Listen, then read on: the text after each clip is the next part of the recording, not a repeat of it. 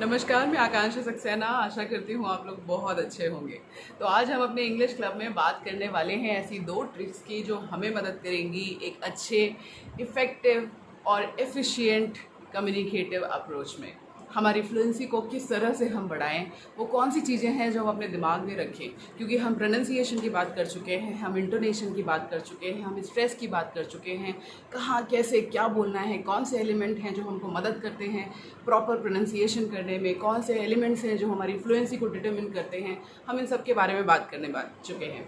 तो आज हम लोग स्पेसिफिकली बात करने वाले हैं कुछ 2 टिप्स की जो हमें मदद करेंगी कि किस तरह से हम फ्लुएंट इंग्लिश बोल पाएँ बिना किसी हेजिटेशन के, नेचुरल वे में, राइट। तो आप देखिए, इंग्लिश एक प्रैक्टिकल स्किल है, राइट। ये एक ऐसा स्किल है जो आप सुनकर आत्मसात करके और बोलेंगे ऐसा कभी नहीं होने वाला है।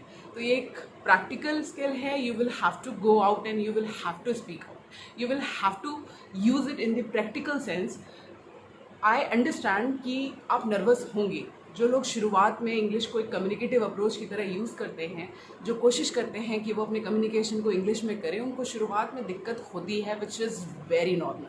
और पहले भी कई बार मैं इस बारे में बात कर चुकी हूँ कि हमको किसी को इम्प्रेस करने के लिए नहीं बोलना है। हमें केवल अपने लिए एक टूल ढूंढना है, अपने लिए एक लैंग्वेज ढूंढनी है जो मेरे पास एक ऑल्टरनेटिव की तरह हो कि अगर मैं किसी से हिंदी में कम्युनिकेट नहीं कर सकती तो I should always have a other language to communicate with, right. तो आइए बात करते हैं कि किस तरह से हम इस नर्वस एक सिचुएशन को हम टैकल कर सकें और वो क्या चीज़ हैं जिन पे हम अपनी फ्लुएंसी पे काम कर सकें। तो पहली चीज़ जो दिमाग में बहुत क्लियर करनी है, ऐसा कोई कॉन्सेप्ट नहीं है कि आप पढ़ के चीज़ों को सीख जाएंगे और जब ज़रूरत पड़ेगी तो आप कर देंगे। इंग्लिश एक प्रैक्टिकल स्किल है। You will have to use it in practice as much as you can. If you really want to get expertise on it, you will have to use the language. To use the language, you will have to look for an environment wherein you have similar people, like जो आपकी तरह आपसे communication करने में interest रखते हैं, जो आपको सुनने में इंटरेस्ट रखते हैं, जो आपसे बात करने में इंटरेस्ट रखते हैं।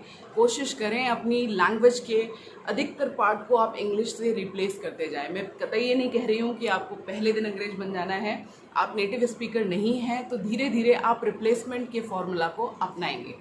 अब बात करते हैं कि किस तरह से कोई वो 2 चीज़ें हैं जिन पर काम करने से हमारी फ्लुएंसी पर काम किया जा सकता है। तो आप देखिए, स्पोकन इंग्लिश की जब हम बात करें तो इसमें 2 मैकेनिज़्म इन्वॉल्व हैं। पहला आपका फिज़िकल मैकेनिज़्म और दूसरा आपका मेंटल मैकेनिज़्म।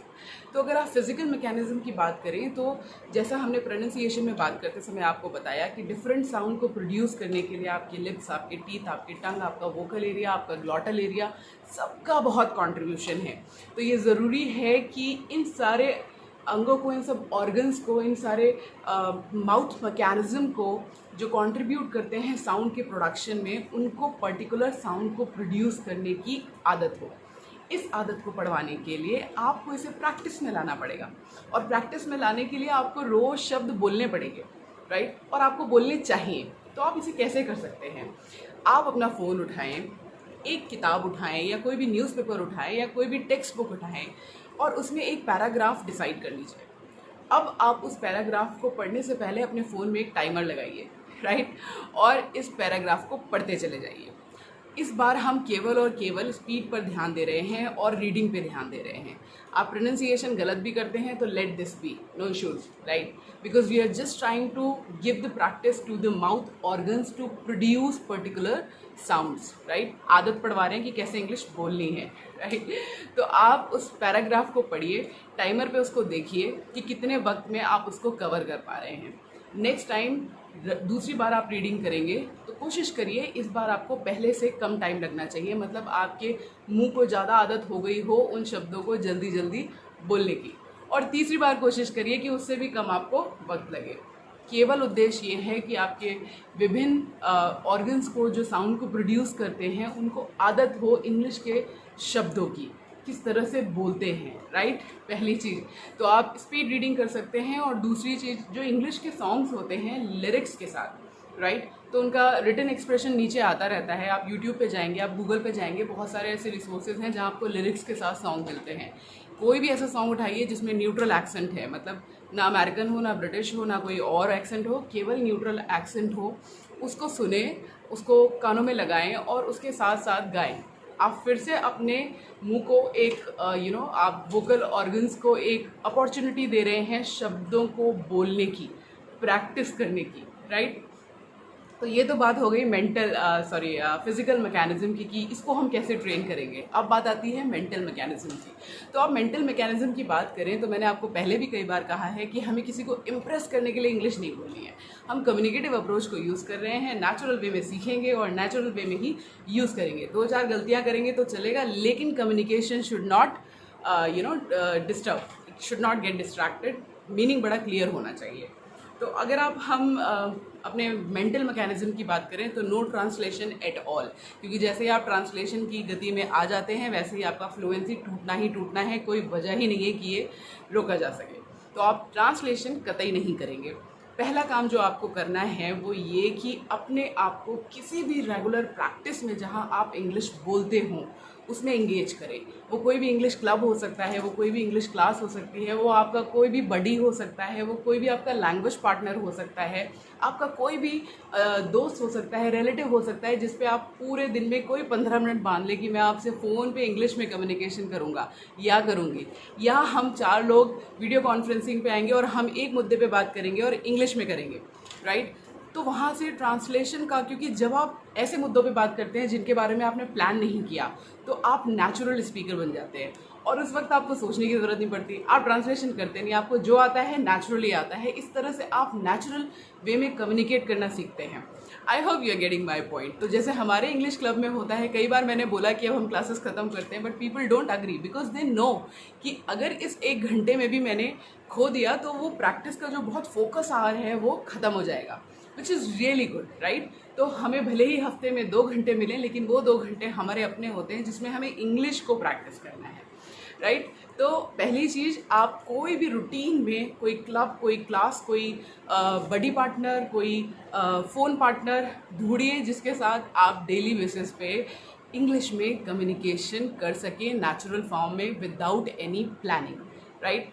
तुरंत के तुरंत टॉपिक ढूंढिए, नॉर्मल कम्युनिकेशन करिए, घर की बातचीत करिए, बच्चों के बारे में बात करिए, लेकिन इंग्लिश में ट्राई करिए। गलतियां हों कोई दिक्कत नहीं है, ऐसे व्यक्ति से बात करिए जो आपकी गलतियों के लिए आपको टोके ना, क्योंकि एक बार टोक लगी वहीं पे आप हेजिटेट करेंगे दोबारा बोलने में। तो ऐसे व्यक्ति से बात करिए जो आपको एक्सेप्ट करता हो, जिसे पता हो आप इंग्लिश सीख रहे हैं, और अगर बेहतर होगा कि वो व्यक्ति भी ऐसा ही हो, तो ना आपको शर्म ना उसको शर्म, और दोनों सीखेंगे, राइट। दूसरी चीज़ पे बात करते हैं। दूसरा चीज़ है कि हम लैंग्वेज को ट्रांसलेट नहीं कर रहे, क्योंकि वो हमारी फ्लुएंसी को तोड़ने में सबसे इम्पॉर्टेंट कंट्रीब्यूशन करता है। तो हम क्या करें? तो हम चंक्स ऑफ लैंग्वेज को यूज़ करें। फॉर एग्जाम्पल, एक सेट डायलॉग है, I will do it, right. तो आई विल आपको पता है मैं करूँगा, I will do it, I will see it, I will come to your house, I will touch your feet, I will take this book, right. तो अब देखिए, I will remain same, और उसके आगे मैं कुछ भी लगा के अपने सेंटेंसेस बना सकती हूँ। She is my friend, she is a doctor, she is a leader, he is my son, he is my father, he is my daughter, she is my daughter, right. I think I can do it, I think you can do it, I think we can do it, right? I think will remain same. This is what we call chunk of language. तो आप ऐसे कई chunks को ढूंढें और कोशिश करें एक दिन में एक चंक पे काम करें। फॉर एग्जाम्पल, मैंने बोला मैं आई एम पे आज काम करना चाहती हूँ, तो I am going, right, I am going, मैं करने जा रही हूँ, राइट। तो I am going to see if I can help you, I am going to cook my food, I'm going to see you soon, I'm going to call you, I am going to see if we have finished our work or not, I'm going to see if we can dress this room in a better manner, right? तो आप chunk of language को अपने according choose करिए और उस एक particular day के लिए उसको यूज़ करिए, राइट। उसमें आगे वर्ब ऐड करें, आगे सेंटेंस को कंप्लीट करें। शुरू में दिक्कत होगी, एंड जैसे मैंने आपको हमेशा कहा है कि अपनी एंग्जाइटी और अपनी नर्वसनेस को आप ट्रीट करें। होगा, बिल्कुल नेचुरल है, सबके साथ होता है, आपके साथ कुछ गलत नहीं हो रहा। शुरू में आपको लगेगा कि आप आर्टिफिशियल हो रहे हैं।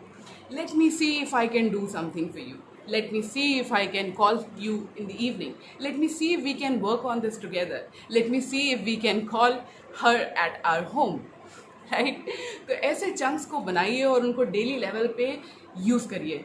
मैं आपको गारंटेड लिख के दे सकती हूँ कि जब आप लैंग्वेज को प्रैक्टिकल फॉर्म में यूज़ करेंगे, डेली बेसिस पे यूज़ करेंगे, मैकेनिज़्म जो आपका एक फ़िज़िकल मैकेनिज़्म है और मेंटल मैकेनिज़्म है उस पर काम करेंगे, तो वो कोई दूसरी वजह नहीं है जो आपको इंग्लिश में कम्युनिकेशन करने से रोके।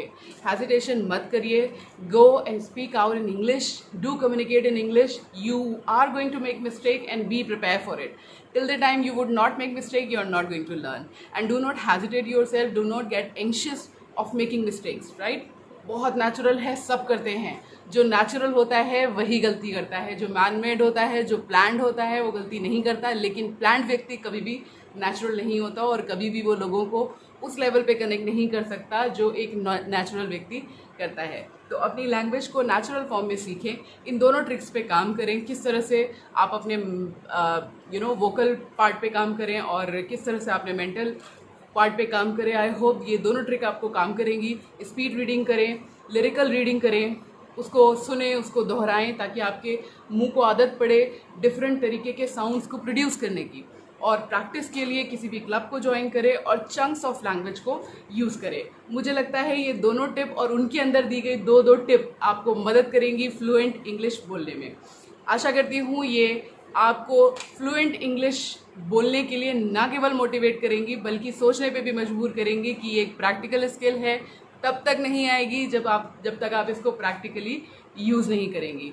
तो आप इसको प्लीज़ यूज़ करें, अपने आप को एम्पावर करें, कम्युनिकेशन को एम्पावर करें और इंग्लिश को एक कम्युनिकेटिव अप्रोच की तरह सीखें। अगर आपका कोई भी क्वेश्चन है, कोई भी सजेशन है तो मेरे चैनल के कमेंट बॉक्स में अपना फीडबैक दें, अपने कमेंट से। और कोई भी ऐसी चीज़ जिस पे आप चाहते हैं मैं काम करूं, please feel free to do that.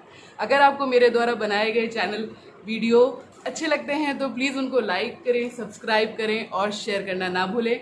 अगली क्लास में फिर मिलेंगे किसी नए टॉपिक के साथ। तब तक अपना ध्यान रखिए, खुश रहें, आबाद रहें। Take care, bye bye.